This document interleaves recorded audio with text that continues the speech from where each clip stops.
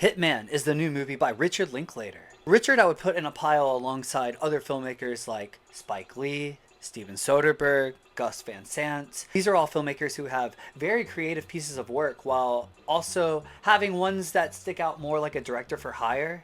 And this is not a slight on any of those filmmakers. I love all of those. Richard has a sense of his style coming in on each of his movies, even the most accessible of them all. He should have done the David Foster Wallace movie, not James Ponsoldt. And I've heard so much about this movie. I saw it screened at the Toronto International Film Festival, and it was also at the New York Film Festival under the Spotlight program. You know, despite all of the great word of mouth, neither the trailer or its posters were all that attractive to me.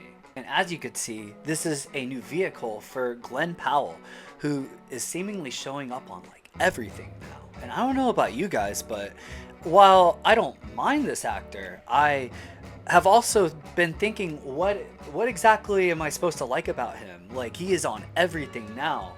And Hitman is also co-written by him. I had a pretty decent sized expectation, which maybe wasn't the best idea because overall, this movie is good. It's fine. It's not fantastic, but there's things to like about this movie for sure. The story follows this professor named Gary Johnson, and part-time he is working with the police as this fake hitman, and Gary is very good at this job. It's all because he has this unspoken fantastic game to him.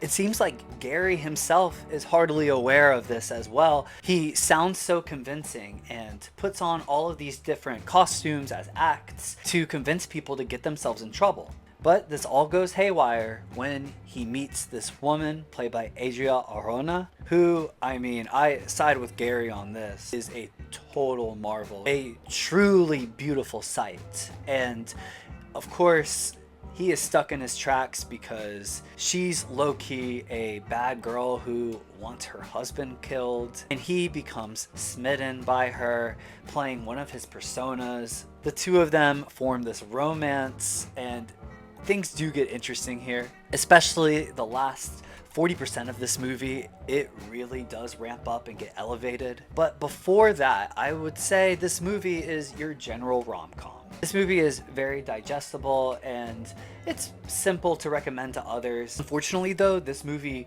visually speaking, has nothing to offer. If I were to walk into somebody watching this on the TV, I would probably think this is a CBS primetime drama. Netflix acquired this movie, so they were probably in their bag when they watched this and assumed, okay, this looks small screen enough. Also, the music here, bad. It's not good. I apologize to the composer if you are watching, probably very talented. There are some pretty violin parts and flares here and there, but for the most part, it all sounds AI. And the performances here. For one, I want to say the chemistry between Adria and Glen, it's great. They are steamy. Relationship shouldn't work, but it does. Their intimate scenes are very well done. It was sexy and probably one of the best things about this movie. Adria is good in the role, as is Glen. But it brings me to say, is this the Glen Powell performance that has me understand where the appeal is with this guy? Unfortunately, not so much.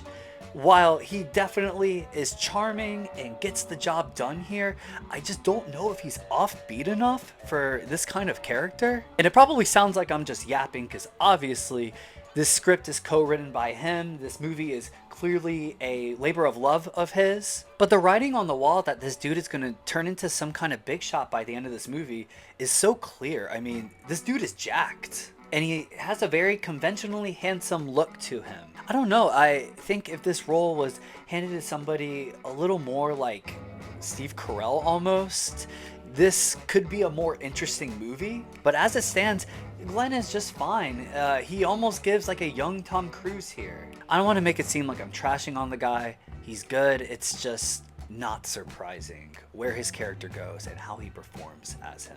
And that also kind of goes into the ending of this movie, which, I don't know, there's just something about this ending that feels very weird to me, very morally strange. I did enjoy this walking away, but I was also thinking like, huh, they really did that. We went through this whole movie thinking that certain characters would never cross such lines, only for that to happen.